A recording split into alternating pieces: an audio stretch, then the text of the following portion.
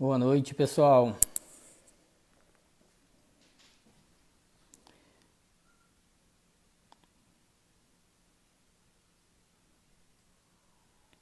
Olá, pessoal, tudo bem? Boa noite. Boa, Boa noite, Ana Paula. Boa noite, Mônia, Joana, Vinícius, grande Vinícius. Boa Fala, noite, Adolfo. Diguinho. Boa noite. E Tudo aí, bem, meu tudo bem? irmão? Tudo bem. Tudo tranquilo. Claudinho, boa noite. Ale Martini, muito bom. Todo mundo E entrando aí, aí. meu querido?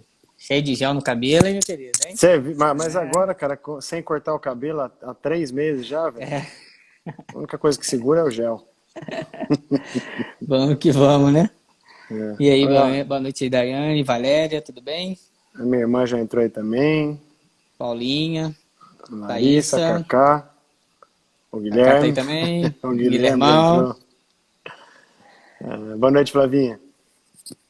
O Boa noite, Gustavo filha. Moretti. Estevão também tá aí. Boa noite, minha querida filhinha. Meu irmão entrou aí. E Bom, aí, vamos pessoal, entrando, tudo né, velho? certo? Vamos começando, né? Deixa eu ver aqui. Mari também. A Mari Beijo. entrou. E aí, Dofão, como é que estão as coisas? Tudo bem, cara? Tudo bem, cara. Eu tô vendo aqui agora que eu tô com 2 brincos na orelha ali no fundo, né? Ó. É, viu? Você falou que eu ia Vê? botar brinco, tá você de brinco Tá aí, ó. vendo? 2 brinquinhos. Oi, Que oi, coisa, hein? Bia. Viu? Bem feito aí. Legal. E aí, bom, E aí? pessoal, boa noite, bem-vindos todos vocês. Vamos falar um pouquinho aí das nossas experiências com as crianças. Na verdade, resolvemos falar desse tema, né, Adolfo? Muita gente pedindo, muita gente falando disso. O Rodolfo, não Sim. sei se todos sabem, mas o Rodolfo é conhecido como o nosso especialista em crianças, né? Nosso Aham. encantador de crianças, né, Adolfo? Já pensou? Tem uma grande experiência aí com crianças, né? Nós dois temos aí mais ou menos 15 anos de trabalho, mas o Rodolfo, ele tem uma experiência também com a crânio-sacral, né? Então, de trabalhar com Sim. crianças. Então, acho que isso despertou muito interesse dos nossos alunos e pacientes de ouvir você também falando um pouquinho sobre isso, né, Dolfo? O Dolfo, ele tem uma... Acho que a tua internet travou, hein, Dolfo? A minha internet tá travando? E aí, voltou? Voltou. Começa não, hein? Essa internet tá brincadeira Começa comigo, viu, não, hein? cara? Mas Tá beleza. pegando? Tá pegando certinho?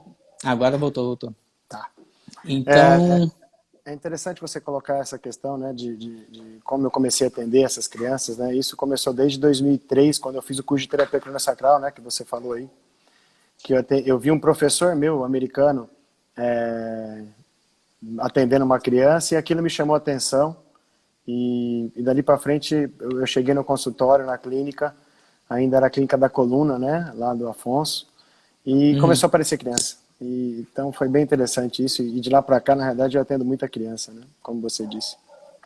Eu tava com a ferramenta na mão, o paciente aparece, né? Começou a surgir, Muito certeza. bom. É. E aí, além disso, né, pessoal, a gente também vai falar um pouquinho essa experiência de consultório nossa de 15 anos aí, cuidando de crianças, em vários pacientes, até adolescentes, mas também a gente quer um pouquinho de colocar para vocês a nossa experiência com os nossos filhos, com as nossas crianças, né? Uma questão que eu coloquei hoje no Instagram, né, Adolfo, e que é uma coisa que a gente sempre recebe esse questionamento em sala de aula. Ah, eu posso tratar os meus filhos? Né? Ou eu Sim, consigo tratar meus filhos? Sim, nós podemos e devemos tratar os nossos filhos, as nossas crianças, né? É, é, Às vezes tem alguma particularidade, mas como o Emmanuel Cordel fala, né? Santo de casa tem que fazer milagre. Então nós sim. devemos sim tratar das nossas crianças. Então a gente quer colocar para vocês também um pouco dessa experiência que a gente tem com as crianças na nossa casa, os nossos filhos, ao longo desse tempo todo. Eu tenho a Manu de 16 anos, né? E desde que a Manu tem 4 anos que eu trabalho com a micro. E desde desse período que a gente cuida dela, né? Eu cuido dela dessa forma. Então a gente quer passar um pouquinho disso para vocês também. Sim, eu também, né, Rodriguinho? Quando eu comecei na micro em 2005, foi quando a Maria Clara nasceu, né? Minha filha, minha primeira filha. Uhum. E podemos dizer que ela foi criada juntamente, né, com a microfisioterapia entrando aqui dentro de casa, né? Uhum. Então, desde pequenininha, foi muito interessante todo esse aprendizado, né? Até eu posso até já começar falando um pouquinho dela? Pode? Ah, eu lembro quando a gente fez, estava fazendo o curso de micro, então foi logo que ela nasceu. E aí é interessante que a gente sempre escutava dos colegas, né, e amigos, né, amigos da onça às vezes, e já se preparou para dormir, né, porque depois que nascer você não vai dormir mais, né, depois que nascer você não dorme mais, porque aí vai ficar acordando a noite inteira e tudo mais. E é interessantíssimo que a Maria Clara não teve isso. Na verdade, aqui em casa a gente não teve isso, nem com Maria Clara, nem com o Vitor Hugo. Mas os dois, eu presenciei, eu assisti o parto, né, dentro da sala. E quando eles nasceram, né, passou por todos os testes ali no primeiro momento.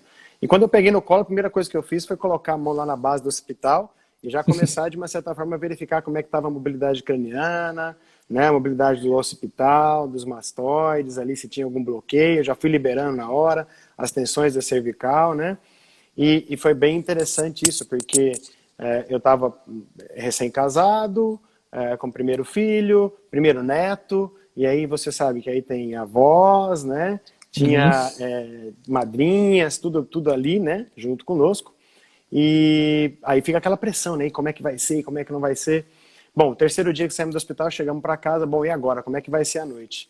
A menina dormiu, era 11h30, meia-noite. Ela acordou às 6h30 da manhã.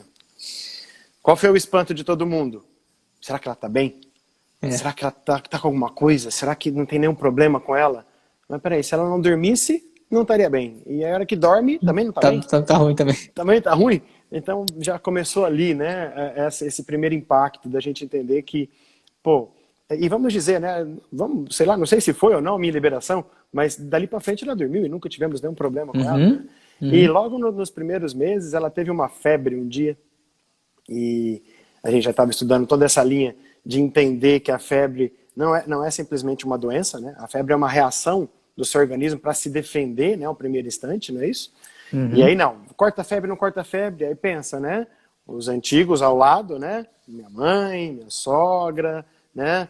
Não, tem que dar um antitérmico, tem que dar um antitérmico. Não, peraí, vamos segurar, não tem que dar um antitérmico, tem que segurar. E aí lá e fazia micro, liberava os pontos, já procurava saber o que era, de onde vinha a febre. Bom, foi a noite inteira com febre. Eu deitei do lado dela, fiquei monitorando ela a noite inteira, ela dormiu. E no outro dia de manhã ela acordou bem, mas de repente começou a ter uma febre um pouco maior. Eu voltei a fazer a micro nela e de repente essa menina vomita um tanto de água que a gente não sabe nem de onde, porque ela não tinha tomado leite, não tomava água ainda na época. Aí a hora que aconteceu aquilo, eu falei, vixe, agora dançou, né? Porque agora eu vou ter que ir pro hospital, porque, bom, tava com Uhum. febre a noite inteira, todo mundo falando que tem que dar uma antitérmica, a menina vomita, ferrou tudo, né? Bom, nesse momento eu entrei com ela embaixo do chuveiro, dei um banhozinho nela comigo, papapá. Bom, saí do banho, trocou ela, zerou. Não teve mais nada. Né? Não teve mais febre, não teve infecção de nada, não teve inflamação de nada. Zerou. Então ali foi o primeiro contato que eu posso dizer, né? De entender um pouco do que a gente estudava, o quanto que aquilo funcionava. É. E ali abriu os horizontes, não só meu, mas eu acho que dali para frente, tudo se modificou ao nosso redor. Que é isso que a gente pretende falar hoje, né? Um pouquinho do nosso ambiente, né? Então, naquele Uhum. momento, o nosso ambiente começou a ser transformado por essas informações que estavam sendo colhidas e vivenciadas naquele momento, né? Então, ali já foi muito interessante, né? É legal porque você sentiu na prática, né, Adolfo, o quanto tudo que a gente estava aprendendo, né, que a febre é uma reparação, até o mesmo vômito, você sentiu na prática a coisa funcionando, né? Sim, Porque é um pouco desesperador, né? A gente com filho é sempre complicado, né? Quando a gente passa na pele, ainda mais o primeiro, né? E você teve essa experiência na prática, muito, muito legal isso. sim. A Manuela, minha filha de 16 hoje, eu só conheci a Mico, ela já tinha quase 4 anos, né? Então, é muito diferente. A gente, até os 4 anos era aquela coisa, teve febre, teve alguma coisa, a gente acabava indo para o hospital e antibiótico. E depois disso, depois da micro e de tudo que a gente estudou, leitura biológica, isso mudou, né? A abordagem é diferente, praticamente não usar mais antibiótico e tudo mais. Então, foi bem, bem Perfeito. bacana. Uma coisa, pessoal, assim, até que o Rodolfo ressaltou isso na live anterior, a gente aqui vai sempre procurar apresentar para vocês algumas ideias, algumas observações de todos os nossos estudos, de toda a nossa experiência de 15 anos com tudo isso que a gente estuda, né? Mas nunca excluindo nada do convencional, da medicina convencional. A gente não vai dizer que não tome remédio. Eu até falo muito para meus pacientes, Rodrigo, eu tomo ou não tomo remédio? Eu falo, olha, a gente tem que ter bom senso nessa hora. Se fosse o meu filho, como o Rodolfo falou, ele deitou do lado da filha dele a noite inteira e ele monitorou. Eu não posso monitorar um paciente meu dessa forma. Então, tem horas, olha, tome um antibiótico, tome um analgésico, um antitérmico, porque a gente tem que ter bom senso nessa hora, principalmente com criança, né, Adolfo? Eu sempre falo isso, com criança a gente tem que ter muito bom senso. Né? A febre incomoda muito uma criança para dormir. Então a gente vai administrando. Nossos filhos a gente consegue ficar do lado ali a noite inteira, mas o paciente não. Então a gente não está pretendendo apresentar nada aqui que vai excluir, né, o tratamento convencional, uma medicação, mas uma observação que nós temos que fazer de uma maneira mais global para que a gente possa abordar melhor essas fragilidades e até minimizar uma possível recidiva de alguns problemas que as crianças normalmente têm, né, que é uma coisa que a gente colocou até nas perguntas. Crianças que ficam adoecendo. Então, se a gente tratar de uma forma mais integral, a gente consegue minimizar essas recidivas, né? Sim, perfeito. E é importante o que você está ressaltando aí, né, Diguinho? Porque uma coisa é os nossos filhos que já são criados dessa forma desde quando nasceram. E outra coisa é eu ter uma criança que já tem um trabalho imunológico, que está acostumada com os remédios e tudo mais, repentinamente eu falar, tira tudo e você vai saber dessa forma. Não, tudo é uma adaptação e uma condução para se chegar, né, a um prognóstico futuro muito mais adaptativo a isso, né, a que esse sistema já responda mais facilmente a isso. Isso é importante. Aí. Perfeito. E aí a gente queria, assim, colocar as questões para vocês, pessoal, de uma forma construtiva, né, analisando as informações de uma forma crescente para que vocês entendam o que a gente faz no consultório, como que a gente aborda isso no consultório, como é que a gente avalia, conversa, né, com os pais e como é que a gente olha para essas crianças quando elas chegam no consultório. É isso que a gente quer mostrar para vocês, né? Isso desse tempo todo aí que a gente trabalha com tudo isso, que estuda junto, é isso que a gente queria mostrar dessa forma. Então, para ficar fácil de vocês acompanharem esse entendimento. Uma coisa importante... Até, Diguinho, deixa eu só... a Cássia aqui está perguntando sobre que ela tem filhos adotivos, né? E um tem anemia falciforme, o outro faz xixi na cama. Ô, Cássia, eu acho que logo mais a gente vai falar algumas coisinhas que você pode entender um pouquinho isso, e eu acho que isso pode te ajudar. Então a gente vai chegar nesse ponto daqui a pouquinho, tá? Beleza. A Lari falou aí também, a sua esposa, né, Adolfo, que as crianças logo correm para você primeiro, né? A Manuela também, mesma coisa, pequenininha. Pai, aconteceu isso assim, o que eu faço? Tomo remédio, não tomo remédio? Quando pequenininha, pai, faz amigo, tem muito tempo que você não faz amigo, né? Então é bem assim que as nossas crianças foram acostumadas, né? Perfeito. Minhas sobrinhas também que estão aí, Bia, Cacá. Bom, então olha só, pessoal, uma coisa importante que a gente precisa lembrar. As nossas crianças são concebidas, né, dentro de um sistema familiar, dentro de um contexto familiar aí que envolve o sistema da mãe e o sistema do pai, né, que juntam as famílias aí. Então, nós recebemos, né, Adolfo, as crianças recebem uma série de informações, de elementos que vêm desse contexto transpessoal, transgeracional, né, que vem de toda essa família. Eu costumo dizer que a criança não é uma folha em branco, como antigamente a gente costumava dizer, né? A criança é uma folha em branco, a gente molda do jeito que a gente quiser. Na verdade, não exatamente. Ela não é bem uma folha em branco, então a gente tem que ter sempre a lembrança assim, a criança ao nascer, ela já tem uma série de informações inscritas ali. Né, Adolfo? O que você acha dessa importância do transpessoal aí para essas crianças? Eu acho que isso é algo que pouco se cita, né, o Diguinho, ainda. Infelizmente, ainda isso não é uma informação que é propagada, né? Ainda fica muito obscura essas informações, poucas pessoas têm acesso. Por isso que nós colocamos até hoje, né, para compartilhar essas informações nossas, porque isso precisa ser conhecido por todos nós. Uma criança que nasce com um problema, que nasceu com alguma síndrome, ela nasceu com uma história prévia. A gente vai falar um pouquinho também mais sobre essa parte de genética, mas a gente tem que entender que não é apenas a genética. A genética já vem com uma história. Então isso que o Diguinho está colocando do transpessoal é a história prévia, antes mesmo da gente existir, que já vem, né, embasada em cima do que o meu pai viveu, do que minha mãe viveu, do que até mesmo antes dos meus pais possa estar sendo carregado, né? A gente sabe que o transpessoal não envolve apenas a família. Então a história de todo o ambiente onde ela se encontra, onde foi feita a vivência, né, da família dela, né, um ambiente de guerra. Podemos pensar hoje, né, Diguinho, nessa situação que estamos vendo em quarentena, crianças que estão nascendo hoje ou aí para nascer, estão carregando essa bagagem, né, porque o ambiente, o mundo está vivendo uma situação que não é habitual, né? Que possivelmente Uhum. pessoas viveram isso na Primeira Guerra, na Segunda Guerra, e hoje então, estão falando de Terceira Guerra, não é isso? Esta informação, por mais que eu estou num lugar onde não tenha coronavírus, né? Mas o ambiente todo nosso está vivendo isso. Então isso é a informação transpessoal. E às vezes essas crianças podem estar carregando essa história e a partir dali começar a desenvolver muitas vezes patologias, sintomas, alergias, déficit de atenção e assim por diante, né, Diguinho? Isso eu acho que é Sim. importante mesmo. Perfeito, perfeito. Elas estão sendo construídas dentro desse contexto sociocultural que nós estamos vivendo hoje em dia, né? E aí, essa informação que o Rodolfo falou, né, de transpessoal, que envolve a família e todo o ambiente sociocultural que a família está inserida, de guerra, de violência, de abandono, enfim, vai ser inscritos numa criança porque, na verdade, essas informações, quando elas não são bem resolvidas na história onde elas foram vividas, alguém tem que dar conta disso, né? Então, na verdade, qual é a lógica de uma informação que foi vivida por uma história familiar ser passada à frente? A lógica é, se não foi resolvido aqui, eu passo isso adiante, alguém lá na frente precisa dar conta dessa informação, né? Ou seja, uma próxima geração precisa continuar vivenciando algo semelhante para que ele possa desenvolver os mecanismos de correção. Então eu costumo brincar, né, Adolfo? Não é um castigo, é uma nova oportunidade que nós temos de modificar uma história que foi vivida, né? Uma história, às vezes, Sim, difícil que foi vivida. Histórias de sim. violência, de abandono, né, de traições, enfim. É uma nova oportunidade. É. E isso assim, né, pensando no tema que a gente colocou, né, Diguinho, de falar um novo olhar ao se tratar uma criança, né, isso é uma situação que nós temos que pensar, né? Então, como ali a Cássia tinha colocado de crianças adotivas, elas têm um outro ambiente, né? Elas carregam informações de um ambiente anterior, né, ao nascimento delas.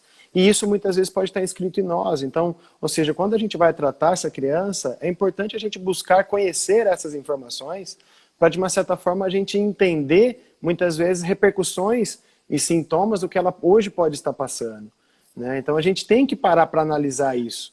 Então, é importante conhecer, sim. Às vezes, uma criança adotiva, nem sempre a gente conhece toda a informação, né? Uhum. Mas se eu dou capacidade de entender que ela tem essa história, muitas vezes eu evito o pré-julgamento, né? De Isso aí. estar julgando, é assim, é irritada, é brava, é explosiva. Pô, peraí. A história dela pode muitas vezes ter proporcionado a ela uma resposta de reação dessa forma, né? Isso Que aí. ela está respondendo isso muitas vezes sem saber, muitas vezes não, né? Realmente sem saber, né? É apenas pela história que o organismo dela carrega, né? De onde ela veio, do ambiente dela. Então é importantíssimo a gente entender que precisamos analisar um pouquinho mais a fundo, não só a criança, né? Exatamente. E aí essa informação, né, Adolfo, ela está no inconsciente, né? Então, quando a gente está conversando com os pais, né, avaliando uma criança, a gente começa a perguntar dessa história, né, dessa história familiar. Onde essa família se desenvolveu? De onde veio essa família? Né? Para a gente entender, porque às vezes chega lá no consultório uma criança de meses, né, pouquíssimos meses, um ano, dois. Você fala assim, mas essa criança já tem todas essas fragilidades? Essa criança viveu todos esses conflitos? Será? Pouco provável, né? Tudo bem que a gente vai falar um pouquinho também da gestação, pode ter, mas tem muita coisa que veio antes e isso está se manifestando naquele momento, naquele início ali. Isso é inconsciente, pessoal. E aí é o que a gente fala, né? Quando a informação ela é consciente, que é 5% somente, vamos lembrar, é aquela história. Eu sei que eu sei. Quando a informação é inconsciente, que é 95%, eu sei, mas eu não sei que eu sei. Né? Não sei se fica claro o trocadilho aí. Então, quando é consciente, eu sei que eu sei. Está ali a informação. Quando é inconsciente, eu sei, mas eu não sei que sei. A informação está ali comigo, mas eu não sei que eu sei. Então, aquilo se manifesta no nosso corpo de várias formas, sintomas, né? Reações até emocionais, mas eu não consigo acessar de onde vem aquela informação. E aí entra o trabalho das terapias, de todos os níveis, né, para acessar essa informação e ajudar o paciente a entendê-la, ajudar o pai e mãe a entender para que a gente possa tomar essa consciência. Né? Só reconhecemos aquilo que já conhecemos em algum momento. É trazer essa informação para a consciência. E aí, quando você fala dos adotivos, né, que a Cássia colocou, uma informação aqui muito importante é o seguinte, as crianças, elas passam a pertencer à nossa cultura, passam a se inserir naquela cultura familiar aos 2, 3 anos Dois, de três idade, anos. né? Que é quando eles adquirem a linguagem. Então, a partir do momento que eu adquiro a linguagem, eu passo a me comunicar com aquela cultura e aí eu estou inserido naquela cultura. As crianças adotivas têm uma característica, dependendo do período onde elas são adotadas, né, Dorf? Da Então, se uma idade. criança foi adotada antes dessa fase de 2, 3 anos de idade, ela vai adquirir a linguagem dentro da família de acolhimento. Então, ela passa a pertencer àquela cultura da família de acolhimento, os seus arquétipos, os seus modelos são daquela família de acolhimento. Agora, uma criança que foi adotada depois dos 3 anos de idade, ela adquiriu a linguagem, a comunicação, dentro daquele ambiente onde ela viveu até os 3 anos de idade. Às vezes um abrigo, às vezes com a babá, ou uma cuidadora, né? Então ela adquire os arquétipos, os modelos daquela cuidadora, daquele abrigo. Então muda tudo, né? Então assim, Cássia, como você perguntou, né? Às vezes você pega uma criança adotada antes dos 2, 3 anos de idade, você vai olhar muito para o modelo da família de acolhimento. Agora, se ela foi adotada depois desse período, é necessário a gente olhar onde essa criança se desenvolveu até os 3 anos de idade. Quem cuidava dessa criança, né, Adolfo? Qual Porque era eu o até ambiente? pergunto exatamente qual era o ambiente. Eu costumo perguntar muito para os pais dos pacientes que chegam para mim. Onde essa criança estava até os 3 anos de idade? Com quem que ela, né, cresceu, se desenvolveu e tudo mais? Para a gente entender um pouquinho desses arquétipos, desses modelos, né? Sim, perfeito. Perfeito, eu acho que é algo que a gente tem que sempre buscar. Buscar conhecer para, de uma certa forma, começar a analisar um pouquinho mais esses sintomas, essas patologias, essas disfunções que essas crianças têm. Tanto emocional como até mesmo físicas, né? Porque a gente sabe que isso fica registrado no corpo físico. Vai afetar a musculatura, pode afetar a psicomotricidade, o desenvolvimento, né, motor dessa criança. Tudo isso pode ter modificação, né? Sim. Porque o histórico vem previamente. Então é importante a gente conhecer isso, né? A Cássia está colocando ali que viveram 2 aos 4 num abrigo, né? Então tem Uhum. muitos modelos desse abrigo ou dos cuidadores, né? É comum ter crianças que ficam mais tempo com a babá do que com os pais. Então, às vezes, tem arquétipos das babás, dos cuidadores. E aí, pessoal, a gente tem que lembrar assim, arquétipos são modelos socioculturais de pai, de mãe, do ser humano, do masculino, do feminino, que a gente recebe. Então, às vezes, tem distorções nesses modelos, porque eu recebi de um ou de outro, né?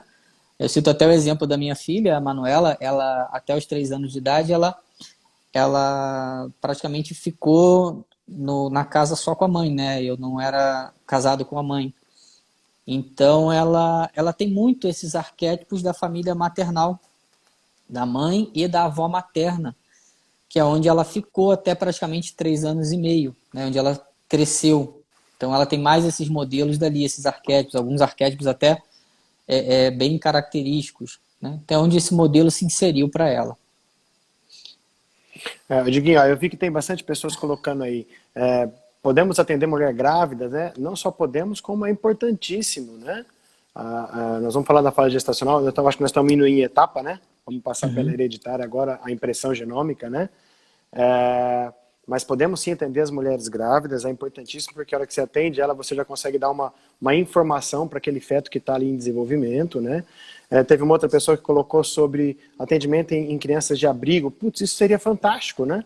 É algo que, pô, essas crianças muitas vezes passaram por diversos sofrimentos, às vezes agressões, que possam ter vindo lá da vida fetal, ou até mesmo que os pais sofreram. Então, é importantíssimo ter esses atendimentos. Isso eu acho que poderia ajudar muito, né? Todo um desenvolvimento, né? Eu acho que a gente vai chegar ainda num ponto de ter pessoas que vão fazer todos esses atendimentos, né? Para possibilitar essas crianças desenvolverem melhor, né? Uhum. Pessoal, a Vamos gente entrar só no não hereditário? consegue. Pode falar, Não? a gente só não consegue responder pontualmente cada pergunta de Cada um. sintoma, né? Porque a gente não Sim, vai falar pontualmente dos sintomas, a gente não teria tempo. Gostaríamos de responder sim. todos. Podem mandar para a gente depois essas perguntas, sem problema nenhum, a gente vai respondendo todas elas, tá, pessoal? A gente não consegue falar pontualmente de sintoma, porque senão não teria tempo. Pode falar do hereditário que você ia falar. Não, eu acho que a gente falou do transpessoal, né? Então, como vocês entenderam, o transpessoal não é apenas da família, mas ele pode vir de qualquer espaço ou ambiente, né, que está ali na concepção de toda a história, né, dessa criança, certo? Mas tem o hereditário. A gente sabe, então, que o pai e a mãe, carregam informações. E como o pai e a mãe viveu, como o pai e a mãe foram criados, isso tudo também vai ficar inscrito, né, e já vai vir com essa criança. Porque a gente sabe que no processo de gametogênese, né, ou seja, o espermatozoide, espermatogênese, né, assim como a ovogênese, né, o ovócito, automaticamente ele já carrega informações do que os pais, né, viveram. Então, naquele momento daquela concepção, tudo aquilo está inscrito naquele feto que acabou de ser concebido, né? E nós temos a fase que a gente chama de pré-conceptiva, né, Dieguinho? Que são as fases em torno de 72 dias aproximadamente, né, antes da concepção, que é a fase que a gente chama da impressão genômica, que é justamente essa formação do ovócito e do espermatozoide que de uma certa forma vão se encontrar ali na frente. Então, como esses pais estavam vivendo, às vezes nos seus trabalhos, nas suas famílias, no seu relacionamento, no próprio relacionamento entre o casal, quantos acontecem, né, de o casal estar junto, de repente se separa, tem uma briga, aí tem um reatar lá numa noite e engravida. Né? Então, ou seja, aquele momento prévio daquela discussão, daquela briga que foi vivida ali um pouco antes da concepção, isso vai ficar registrado nesse processo de gametogênese, né, da impressão genômica. E automaticamente a criança vai carregar essa informação. Né? Exatamente. Então é uma outra fase que a gente tem que abordar, né? Como que estava um pouco antes de você engravidar, né? Como que foi para vocês? Foi planejado? Teve um planejamento? Não teve um planejamento? Aconteceu de uma forma inesperada? Ou a gente pode colocar hoje tem muitas vezes uma gravidez forçada, né? Então isso tudo pode acontecer e automaticamente a gente tem que pensar nessa fase prévia, né? Antes da concepção. E tem vários autores, né, que já citam isso, né, Adolfo, essa questão da impressão genômica nesse momento, né? Os próprios Surani, Reik, Walter, né, de lá de 2001 já falam muito isso, essa impressão genômica. E eu costumo comentar muito essa questão da pré-concepção, Adolfo, que a gente entende aí que não existe a concepção surpresa, né? Concepção inesperada. Eu sou um bebê surpresa, fui indesejado.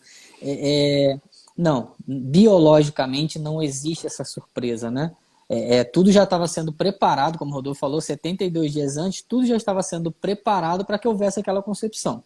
Eu falo muito assim, Rodolfo, para que haja concepção tem que haver essa maturação dos gametas, né? Essa gametogênese. Sem maturação não tem concepção. E essa gametogênese, essa maturação, pessoal, começa a partir de uma necessidade do casal e de um desejo inconsciente. Não é aquela coisa, casamos, vamos ter filho agora. Não. É uma necessidade de toda uma história do clã. Né? Ou seja, existe uma necessidade muito maior ali para que tenha uma concepção naquele momento. Ou até mesmo o contrário, né, Adolfo? Para que não haja uma concepção. Ou seja, a biologia vai sempre trabalhar a favor dessa história do clã. Ou seja, se precisa de uma criança ali, vai haver maturação e vai haver concepção. E se não for seguro uma gestação ali, ela também vai interferir sobre isso.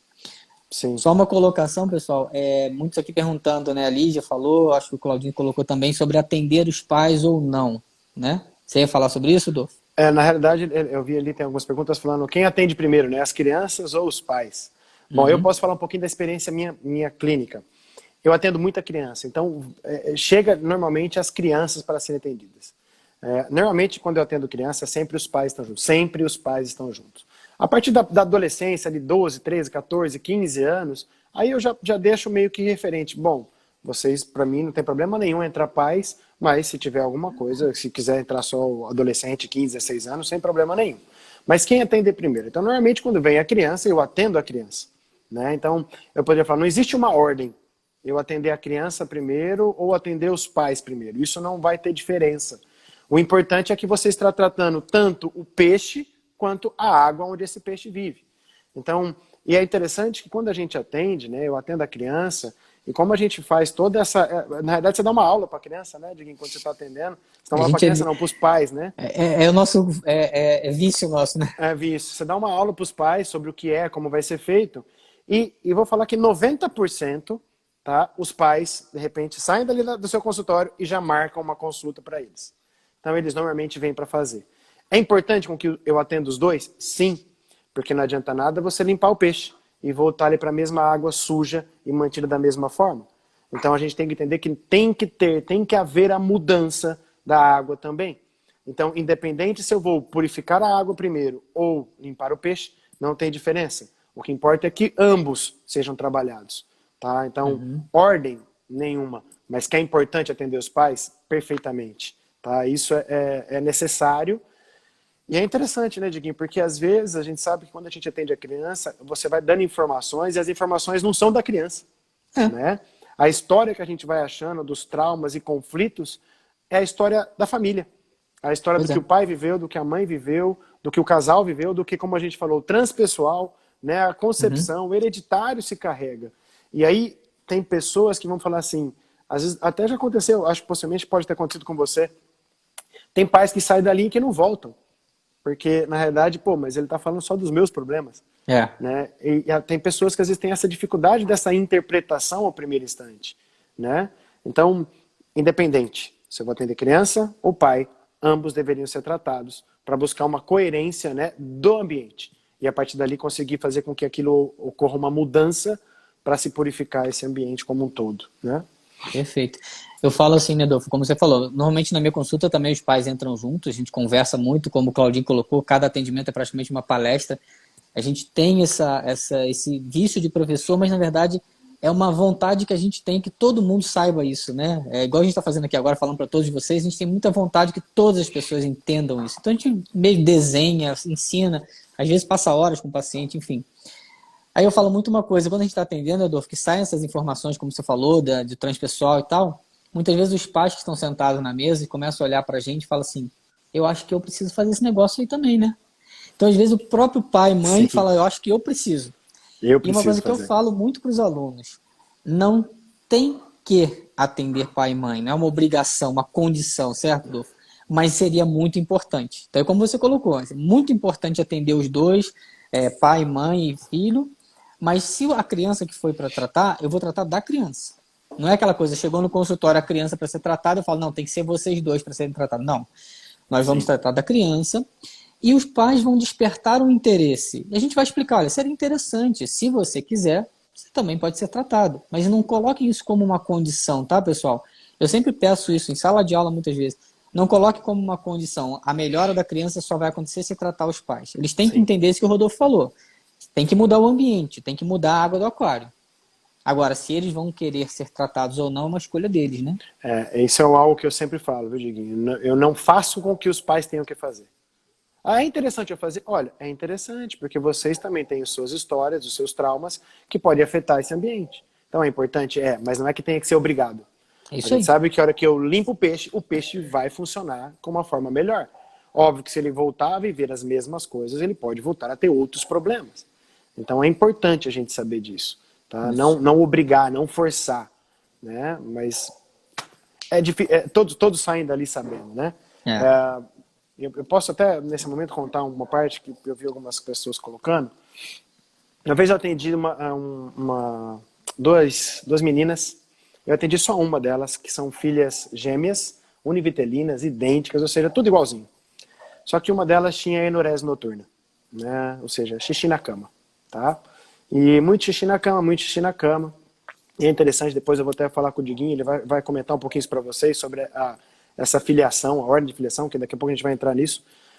A gente sabe que, independente se as duas são idênticas, univitelinas, tudo perfeitinho da mesma forma, elas não vão vivenciar os traumas e os eventos da mesma forma.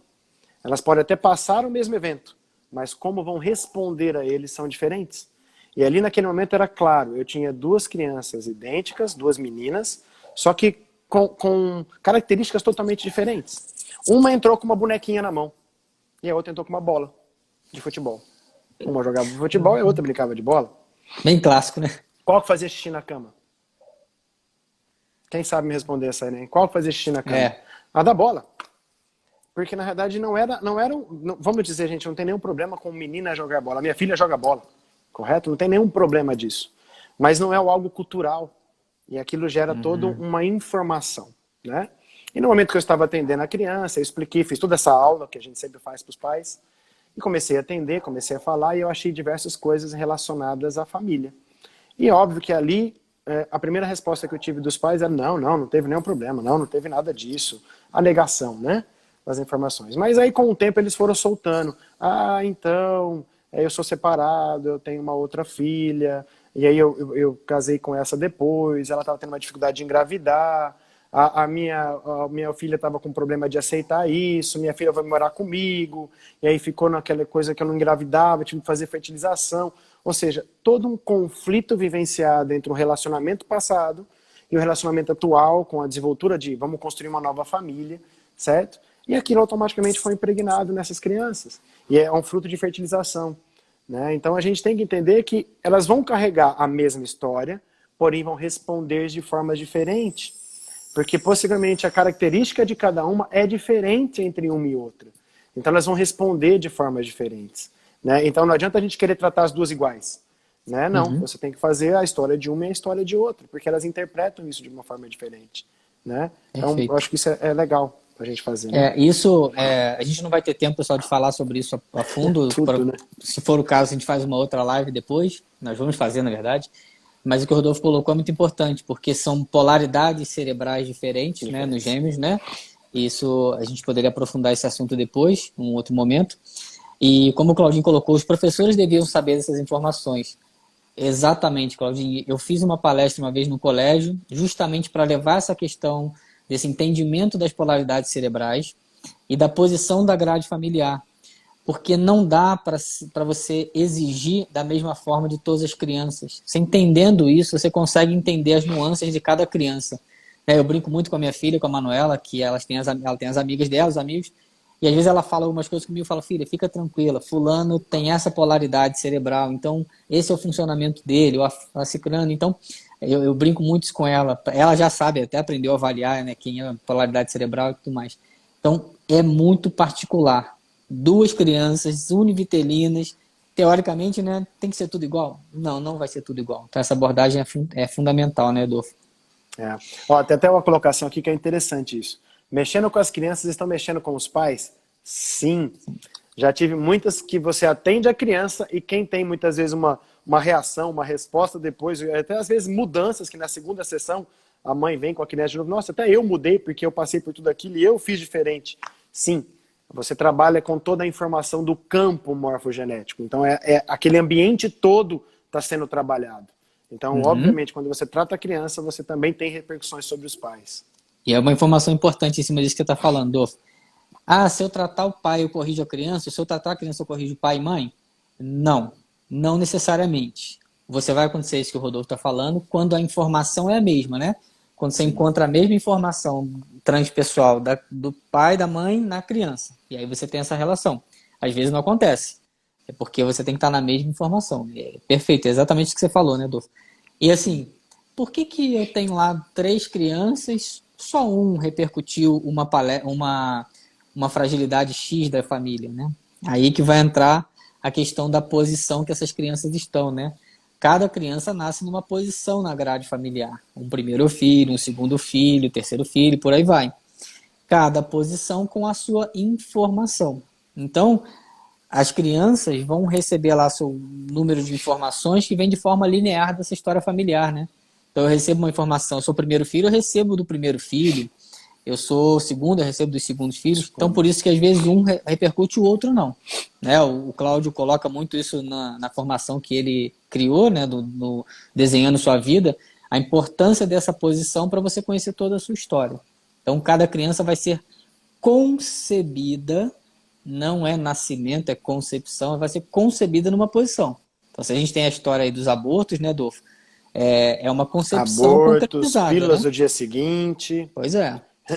Tem crianças aí que estão em posições que a gente nem sabe qual é exatamente, nem sabe, né? qual é. Perfeito. Não sabemos se houve um aborto, porque tem abortos que são feitos conscientemente. Tem aqueles que ninguém sabe o que aconteceu. A pílula do dia seguinte é um grande exemplo, né, Adolfo? Sim, perfeito. Então essa posição na grade familiar é importante. Pode falar. Vamos abordar aquela questão da fase gestacional, né, cara? Isso. Bom, chegamos à concepção, então a gente sabe que o que está pré-conceptivo influencia nesse olhar para a gente parar para pensar nas crianças. Fase gestacional, importantíssima, e a gente não precisa nem citar isso, né? Mas a história que está sendo vivida pela mãe, como está sendo a gestação, como foi a gestação, se foi planejada, se não foi, se eu estou tendo enjoo ou não estou tendo enjoo, se eu estou tendo aceitação dos avós, se eu estou tendo um problema no meu trabalho, se eu estou tendo um problema no meu relacionamento, tudo isso vai influenciar a criança. Mães não precisam se sentir culpadas, correto? Isso faz parte da vida, correto? Infelizmente, ninguém quer viver coisa ruim, mas às vezes a gente passa por essas situações. Isso gera consequências e graças a Deus, olha só, gente, tem os fisioterapeutas aí, os psicólogos, os terapeutas, tá, os consteladores, que conseguem, de uma certa forma, trabalhar com todas essas informações, né, os hipnoterapeutas, né, que vão buscar, de uma certa forma, conhecer isso e trabalhar com o organismo. Então, não temos que culpar nada. Temos que apenas entender que isso faz parte da minha história. E é importante eu conhecer essa história porque isso pode estar afetando hoje os meus sintomas. Uma criança que está tendo um déficit de atenção, um déficit de desenvolvimento, isso tudo pode ter influências. Então, essa fase gestacional é extremamente importante. E aí a gente tem que lembrar, né? Fase gestacional, 9 meses. Quando a criança nascer, ela vai estar muitas vezes repetindo informações. A partir dali, do primeiro mês de nascimento até o 9º mês, ela pode estar carregando informações do que ela foi vivida na barriga da mãe.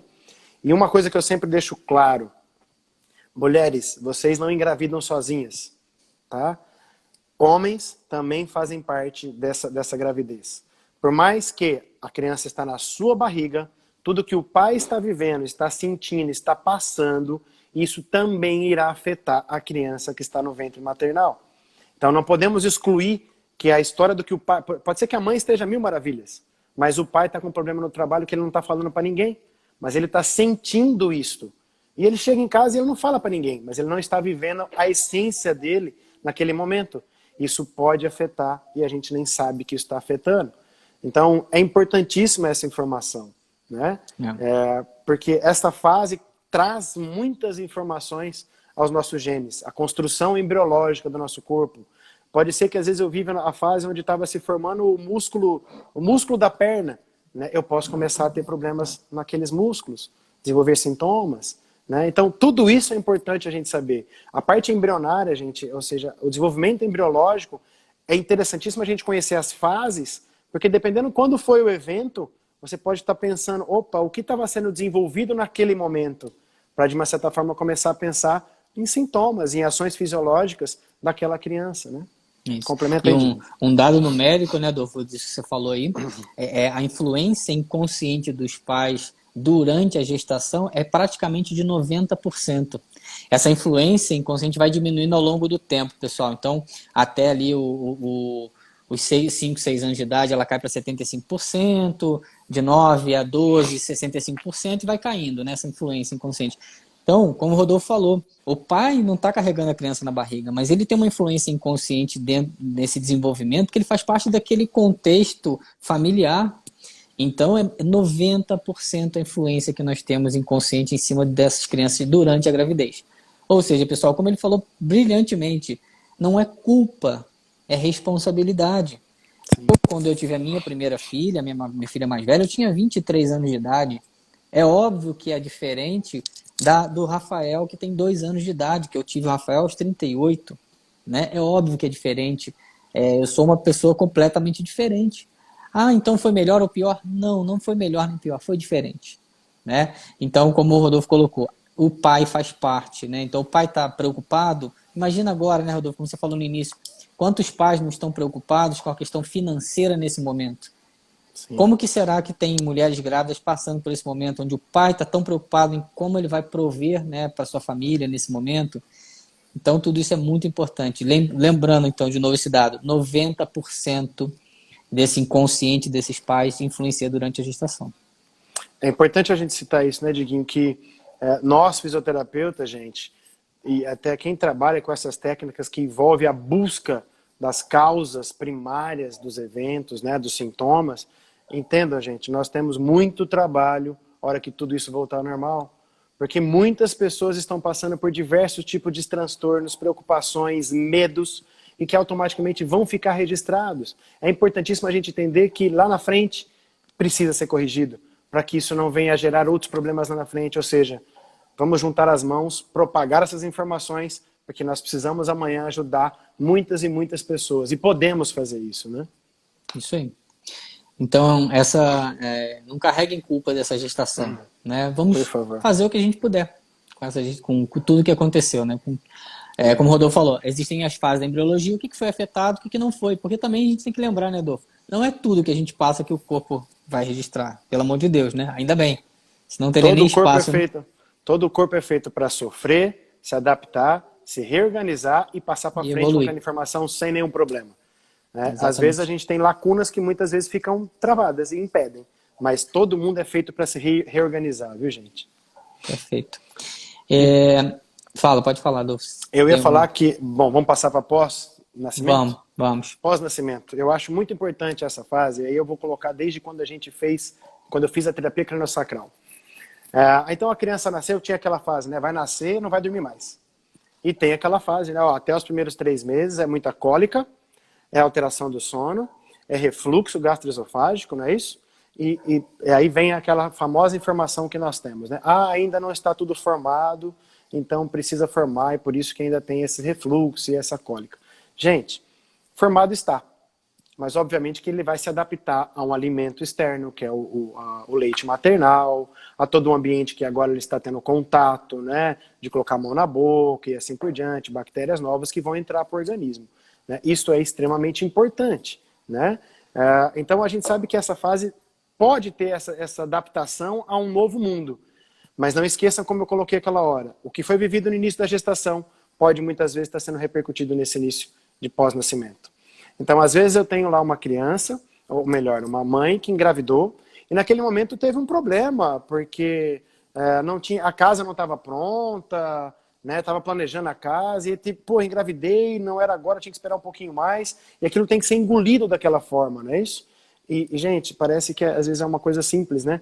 Essa criança pode ir lá, nasce, e aí nasce com refluxo, nasce com uma cólica, né? Porque a história que foi vivida no início de vida dela, na gestação, vai ser repercutida muitas vezes no início de vida pós-nascimento. Então é importante você conhecer essa história, né? Essa história do início da gestação e como foi logo pós-nascimento. E não devemos nunca esquecer, né, Diguinho, que aí pode ser uma outra live a gente falar. Lembramos, gente, parto cesárea ou parto normal. Ou seja, isso tudo tem as suas diferenças. Parto cesárea por escolha, porque hoje, na realidade, muitas vezes não é escolha, né? É a facilitação, né? Não, vou fazer a cesárea que marca horário e ponto final. Perfeito, né? Não demora nada e as coisas já estão programadas. Mas a gente sabe que tem repercussões gigantescas sobre a nossa microbiota, sobre a nossa flora intestinal, sobre as bactérias, sobre o nosso sistema imunológico. Então a gente sabe que a gente tem que pensar assim, nascimento cesárea ou nascimento em parto normal, como foi a fase de amamentação, né? Isso é fundamental também, mas poderia ser uma outra live para a gente falar, né, gente? Tem que ser, na verdade. Mas aí, pegando isso aqui, a Lígia colocou aqui, não são só questões psíquicas, também alimentares, químicas, perfeitamente. A mãe está tomando medicamento durante a gestação, né, Lígia? Fez muitos exames complementares nesse período, raio-x, ressonância.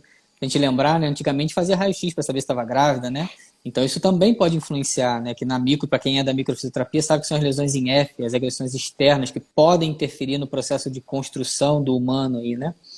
E quando você fala essa questão do nascimento, né, Adolfo?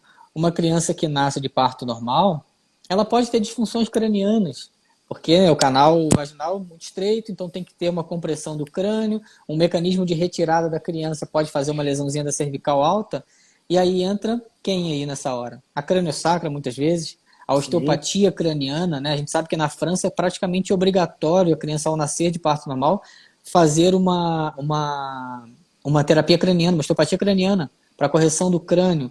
Então, é fundamental essa história do nascimento, né? Sim, perfeito. Só voltar um pouquinho, Diguinho, desculpa. Pode falar, pode falar. Uma vez eu estava atendendo uma mulher e ela estava junto com o marido na sala. E o marido dela era um veterinário especialista em fertilização, mas de suínos. Né? Ele fazia inseminação. E eu achei na esposa dele um bloqueio na pré-concepção. E aí eu coloquei, aqui tem alguma coisa na pré-concepção, que é o processo que expliquei um pouquinho, até falei com ele um pouquinho nos termos, né? Porque ele entendia. No final da sessão ele olhou para mim e falou assim, putz, agora eu estou entendendo quando a gente pega lá a ovogênese para fazer a fecundação in vitro, ou fertilização, inseminação. Pô, gente, a gente pega aqueles gametas, eles são transportados, congelados, centrifugados, né? Reaquecidos. Pense o quanto de informação que isso tem. Voltamos a pensar, gente, sem culpa. A gente tem que entender e levantar a mão para o céu que Deus possibilitou o homem de criar uma possibilidade de uma gestação que não seja apenas natural. Então é fantástico uma fertilização in vitro, uma inseminação, isso é importantíssimo. Mas, entendemos, tem uma história. E nós precisamos entender dessa história. Não esqueçam disso. né? Exatamente, perfeito. Então aí quando você falou do nascimento, né, Adolfo, tem essa questão craniana, muitas vezes tem refluxo por conta de eventos emocionais, como você falou, ou mecânicos. E aí você na crânio-sacro, você tem uma experiência muito ampla nisso, faz as correções no crânio, né? O Rodolfo, quem conhece as aulas dele já deve ter visto, ele tem um slide fantástico, ele com uma criança de pouquíssimos meses na mão, fazendo a correção no crânio, né, Rodolfo? Lembra aquela sua Eu figura, posso né? falar que quando eu atendo muitas crianças de dias de vida. Às vezes vem crianças para mim de 2, 3 dias de vida. Sai do hospital e passa lá, né? Porque já está tendo algum problema. Ou é interessante que eu atendo às vezes os pais engravidam, têm os filhos e traz os filhos diretamente. É isso aí. Na hora que nasceram, eles já trazem. E sim, gente, tem áreas na parte craniana, como o Rodrigo falou, o nascimento, toda a mecânica do nascimento, a torção do crânio para passar as cinturas escapulares, tudo isso pode gerar bloqueios mecânicos sobre a área da parte posterior do crânio, né, da base craniana. E a gente sabe que ali tem o trajeto, né, e o tráfego de diversos tipos de nervos, inclusive um nervo que a gente estuda muito, que é o nervo vago. O nervo vago é o nosso sistema nervoso parasimpático, nosso sistema vagal, que controla todas as funções gastrointestinais. Então, naquele momento, eu posso ter alguma correlação de um bloqueio sobre essa informação desse trajeto parasimpático. E se eu não liberar isso de uma forma mecânica, mas são toques sutis, leves, pequenos, e que automaticamente pode transformar todo um funcionamento gastrointestinal, assim como o sono, né? A gente sabe que sem o vago a gente não tem sono. É o nosso parasimpático. Então é importantíssimo essa questão da mecânica do nascimento, o como nasceu, cesárea, parto normal, isso é importantíssimo a gente fazer. Então eu faço nessas crianças, tanto a micro, quanto eu finalizo sempre com uma crânio-sacra. Sempre. Tá? Não tem como. Eu também gosto muito de fazer nas crianças do crânio-sacro no final também. E aí, como o Rodolfo falou, a gente atende muito crianças de dias. O meu filho, quando nasceu, nasceu um pouquinho antes do tempo previsto, 35 semanas, e estava com esforço respiratório. E aí, direto para UTI. Né? A médica não quis arriscar UTI. A gente ficou meio reticente naquele momento e tal, mas né, o procedimento. E aí, como nós já falamos anteriormente, não adianta a gente querer brigar com isso, né? Deixa a medicina fazer o papel dela, que é aquele papel, não tem nada de errado nisso, e depois, se for necessário, a gente entra com a nossa abordagem. E até agradeço aí publicamente ao Afonso de novo, que foi ele que me tranquilizou e falou, Diguinho, deixa a medicina salvar o teu filho, depois a gente faz o que for preciso para melhorar, recuperar e tudo mais. E aí ele ficou 10 dias na UTI. E durante 10 dias, pessoal, eu fazia micro nele. Já falei sobre isso aqui, eu fazia somente a sobrecarga, as lesões em F. Por quê? Estava lá o tempo todo cheio de antibiótico, cheio de medicação. Entubado e antibiótico. Então, eu não vou brigar com o médico, não bota antibiótico no meu filho. Ele está numa UTI neonatal, eu não tenho esse direito. Mas eu fazia ali a sobrecarga a partir de lesões em F para minimizar aquela sobrecarga, aqueles efeitos. Né? E o tempo todo, pessoal, tocando o Rafael, tocando no meu filho. Crânio, o corpo todo. Isso para dar aquele conforto do toque. O Afonso já falou sobre isso numa live, sobre o toque afetivo, a importância do contato nas nossas crianças, né? Isso foi muito interessante, pessoal, porque o desenvolvimento do Rafael nesses 10 dias foi totalmente diferente de todas as outras crianças dentro da UTI neonatal. E no 9º dia, ou 8º dia, quando a nutricionista foi lá para dar o complemento para ele, ela ficou impressionada como ele já fazia sucção e reagia muito bem. Então, como é que pode essa criança assim? A gente está mexendo nele, né, com tudo que a gente pode, sabe, há bastante tempo. Então, com minutos, horas de vida, a gente já colocava a mão. A dificuldade é um pouquinho, né, do tamanho da criança, mas é possível fazer, né? Então, é importante fazer, né, pessoal? Muito importante essa abordagem. Sim. É fantástico, gente. A minha história acho que não tem nem como contar, porque eu já contei em tantos lugares a história do Vitor Hugo, né? Que teve também aos 5 meses um problema, uma pielonefrite, chegou a ter 1 milhão de leucócitos. Óbvio, vai entrar com antibiótico? Lógico, vamos entrar com antibiótico, né, venoso e tudo mais, mas imediatamente, no outro dia, eu já estava lá fazendo a sessão, e em questão de 24 horas, de 1 milhão caiu para 70, abaixo de 80 mil leucócitos. Também trabalhando buscando a origem, né? E foi onde eu busquei a origem das informações que estavam na vida gestacional minha e da minha esposa, né? Que nós tivemos um problema na fase de 5º mês, e aquilo repercutiu de uma certa forma depois no 5º mês nele. E não é que hoje ele não tem nenhum problema de rim, nenhum problema urinário, nada, né? Então, é importantíssimo a gente conhecer essa história, né? É fantástico. Eu diria, tá vendo que a gente tem pouco tempo, cara. Eu vou fazer o seguinte, pessoal, olha só. A gente vai entrar aqui depois do nascimento, falar daquelas questões das frequências cerebrais, que eu acho que é legal a gente falar disso. Se vocês quiserem que a gente fale, passe um pouquinho, mais 20 minutos, no máximo 30, eu sei que vocês têm seus compromissos aí, dá um sinalzinho para nós aqui, um ok, um joinha, se vocês quiserem mais 20 minutos, que ao encerrar essa aqui eu inicio uma outra, a gente fala mais uns 20 minutos, tá? Só me dá um ok aqui pra gente saber. Eu queria que você começasse a falar, Adolfo, então, daquelas ondas, daquelas frequências, né, que a gente comentou, a importância das frequências cerebrais das crianças, né? Se você quiser, eu posso iniciar também. Pode falar. As crianças, né, durante o desenvolvimento, a gente vai oscilando, nós vamos desenvolvendo novas frequências cerebrais. Então, a cada período de vida, nós estamos vibrando numa frequência, nós temos uma frequência cerebral específica. E isso determina o nível de comunicação que nós temos com o ambiente que está ao nosso redor, né, Adolfo? Sim. É interessante, é uma pesquisa de Laibon, né, que foi em 99 e 2002, né, que ele verificou o tipo de onda, né, dos estágios do sistema de memória através de um ECG, né, do eletroencefalograma, né, e ele verificou como que as ondas cerebrais funcionavam. Né, e ele observou que nas crianças, do nascimento até os 2 anos, é uma frequência muito baixa, né? É uma frequência que nós chamamos de ondas delta, né? E essas ondas deltas, elas são equiparadas ao funcionamento do nosso inconsciente. Ou seja, nós podemos correlacionar isso quando a gente dorme, né? Quando a gente dorme, a gente entra no processo de sono, a gente vai entrar nessas ondas delta, nós vamos trabalhar no nosso inconsciente. Então, naquele momento, o seu corpo está agindo puramente por instintos, né? E essas ondas, de acordo com o passar dos anos, como as crianças vão tendo muitas informações do ambiente, vai se aumentando o número de sinapses, que naquele momento o cérebro dela está pegando todas as informações, né? Ela aumenta um pouquinho essa frequência, ela passa de 4 a 8 Hz, né? Que é as ondas teta. Isso vai até próximo aos 6 anos. E isso se equipara ao nosso subconsciente, né? E aí, óbvio, a gente vai ver que depois essas ondas vão aumentando essa frequência. Mas eu gosto de parar aqui no teta para falar de 2 a 6 anos, por quê? A gente tem que entender, então, que as crianças até os 6 anos, gente, ela não tem muita noção do que é certo, o que é errado, o que eu devo fazer, o que eu não devo fazer. Se eu cair daqui de cabeça, eu vou machucar ou não vou machucar. O que é uma traição. Não é que a gente vê, às vezes, as crianças pequenininhas estão brincando com o carrinho. Daqui a pouco uma pega o carrinho da outra, morde, puxa o cabelo, arranca um pedaço da pele, né, na unha, mas aqui, em 2 minutos, estão brincando da mesma forma com o mesmo carrinho. Eles não fazem julgamento, se aquilo foi certo ou se aquilo foi errado. Simplesmente eles continuam, porque é uma fase instintiva.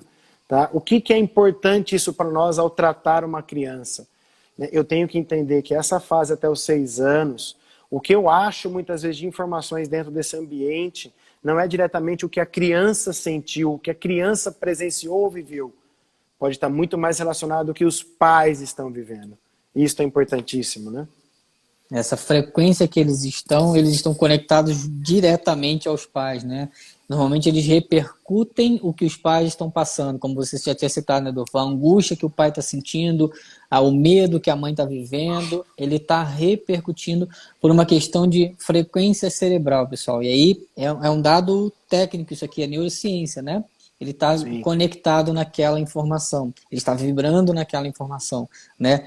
É uma fase muito importante, porque nessa fase, como o Rodolfo falou, ele está conectado com tudo que está ao redor. A criança capta muitas informações, então coisas boas e coisas desagradáveis, aí nesse momento, né? Vão fixar, vão entrar para ela, e captando essas informações do ambiente, que a gente falou no início, é fundamental a gente olhar para esse ambiente que essa criança está inserida, né? Às vezes você trata uma criança, né, Adolfo, e ela está lá num ambiente que é desfavorável. E aí você trata, daqui a pouco ela está mal de novo. O que está acontecendo com esse ambiente desfavorável? Pessoal, vai cair aqui daqui a pouquinho, eu vou começar de novo, Quer encerrar e já começar outra, Gi? Eu vou encerrar aqui encerra aí e a gente vou iniciar uma outra aqui, tá, pessoal? Manda o pau.